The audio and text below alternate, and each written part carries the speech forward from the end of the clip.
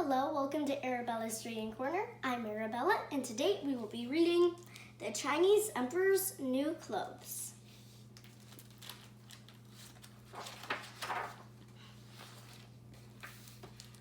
By now you have probably heard the old folktale about the Emperor's new clothes. Two sly tailors fool a vain emperor into believing he is wearing magical clothes, when in fact he is parading through town naked. The truth is that the story took place here in China and without any tricky tailors. Here's the real story.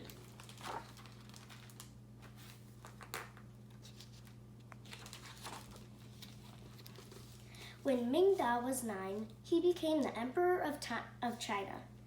His ministers thought the boy emperor was too young to rule and took advantage of him.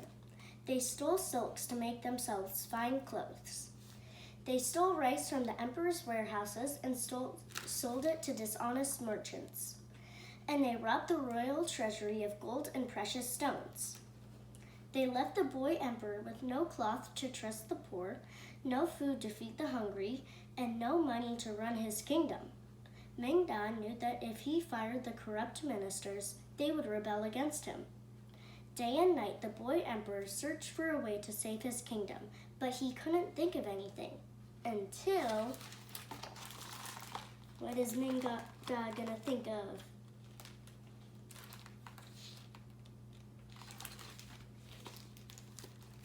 A month before Chinese New Year. Traditionally, people dress in new clothes on New Year's Day so evil spirits won't recognize them. When Ming Da's loyal tailors came with the design for his new clothes, the boy emperor was gazing out the window at the children begging on the streets.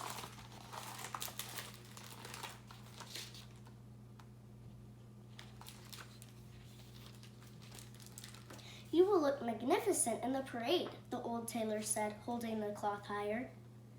Ming Da glanced at the dragon stitched above the fluffy clouds. He wished he could dress the street children just as finely. "Do you like it?" asked the young tailor. "Very nice," said Ming Da, staring at the crow, monkey, and rat fleeing from the dragon. Suddenly, he had an idea. "My ministers are stealing from me. Will you help me out with them?" "Of course," said his tailors. So Ming Da told them his plan.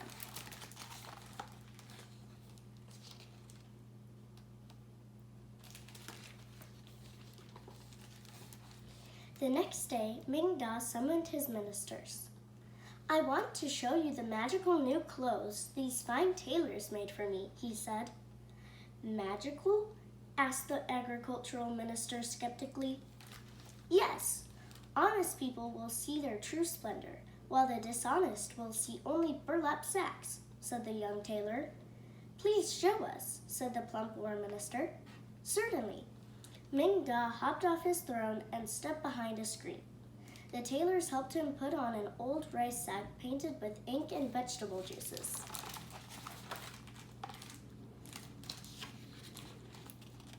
So the truthful people will see the clothes as they are, but the dishonest people will only see a few burlap sacks.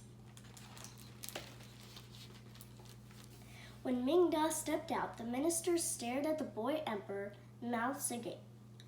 "Most excellent, don't you think?" Ming Da spread his arms wide. "Feel the sleeves." He shook his arms. The trade minister broke into a cold sweat. He stroked the rough sack. It's softer than the finest silk." "The dragon's eyes are so alive," stuttered the war minister. "We use the finest black pearls from the South China Sea," said the young tailor. The last ministers exclaimed their approval, each louder than the last. "Unbelievable! Astonishing! Magnificent! These tailors are at your service." "Who wants magical new clothes?" asked the young emperor. The ministers quickly raised their hands. "Excellent! Tailors, get to work," ordered Ming Da. So the ministers just see the burlap sacks.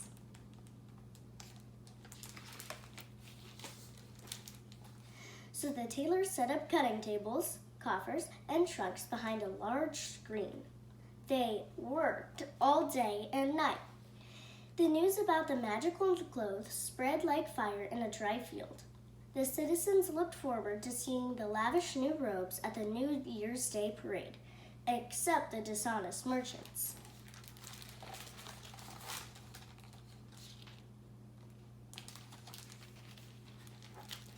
Soon came the fitting for the ministers. Ming Da skipped his daily visit to the orphanage and hid behind a screen to watch. When the trade minister entered, the young tailor held up a rice sack. See how the rubies and pearls in the crow's eyes and beak sparkle in the light? Face pale, the minister glared at the tailor. Why is there only one crow? He demanded. We ran out of jewels, said the young tailor. I will supply all the jewels you need. Just make mine more splendid than the others. He stormed out without trying on his new clothes.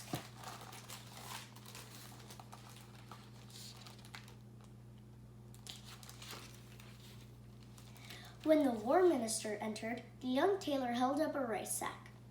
Don't you love the extravagant details of the clever monkey? The minister squinted his eyes at the drawing of a sly monkey stealing gold. It's unbelievable. Let me try it on. The tailors helped him into his robe and tightly wrapped a straw robe around his chubby waist. How does it fit? Asked the young tailor. Can you make it bigger? The minister gasped for air and waved his arms about. Yes, but we ran out of silk, said the young tailor.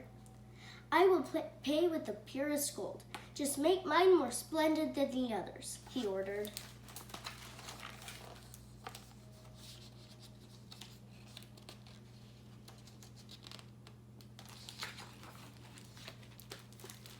When the agricultural minister entered, the old tailor was busily trimming the bottom of a rice sack with scissors. The minister looked at it from all angles. Beads of sweat rolled down his face. See how the rat's shiny eyes look alive? Yes, it's astonishing. The minister stared at the drawing of a long whiskered rat stealing rice. The tailors helped the minister into his robe. How does it fit? Asked the young tailor. The minister looked down at his bare legs. Can you make it longer? He rubbed his knobby knees. We ran out of silk, said the young tailor. I will pay you with the best rice that you can trade. Just make mine more splendid than the others, he ordered. So each minister wants their robe to be more splendid than the others, and they're willing to pay anything for it. In the days that followed, the ministers delivered baskets of precious gems, gold, and rice to the tailors. With the jewels and gold, Ming Da brought cloth to dress the poor. With the rice, the emperor fed them. So Ming Da is using what the emperors brought to him to feed the poor. Soon came the morning of New Year's Day parade. When Ming Da entered the hall in his new clothes, the ministers were loudly praising one another. Unbelievable! Exclaimed the trade minister. Astonishing! Cried the war minister. Magnificent! Shouted the agriculture minister. You all look splendid. Let the parade begin, declared the boy emperor. Lion dancers led the way. Firecrackers popped and exploded. Martial artists punched and kicked, and acrobats jumped and tumbled. At last, the ministers came marching behind Ming Da, proudly showing off their new robes. The street fell silent, and whispers spread throughout the crowd. Spectacular, said one of the dishonest merchants. Beautiful fabric, said another. Lovely design, said a third.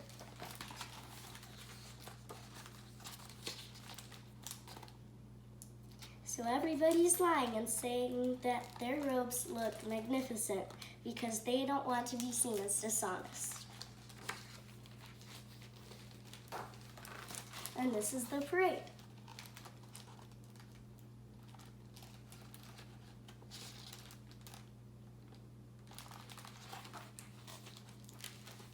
Can you not see? They're wearing rice sacks, shrieked a boy. The crowd roared with laughter. Ming Da smiled as the children sang and pointed. It Itchy sacks, itchy sacks. You are wearing rice sacks, exclaimed the war minister to the other two. So are you, cried the trade minister. We've been tricked, shouted the agriculture minister. The ministers fled China. Ming Dao replaced them with honest counselors and ruled for many years. His people were happy, well-fed, and very well-dressed. Now that's the real story. The emperor marched through town to save his country. I don't know how people ended up with that old folk tale about two sly tailors fooling a vain emperor.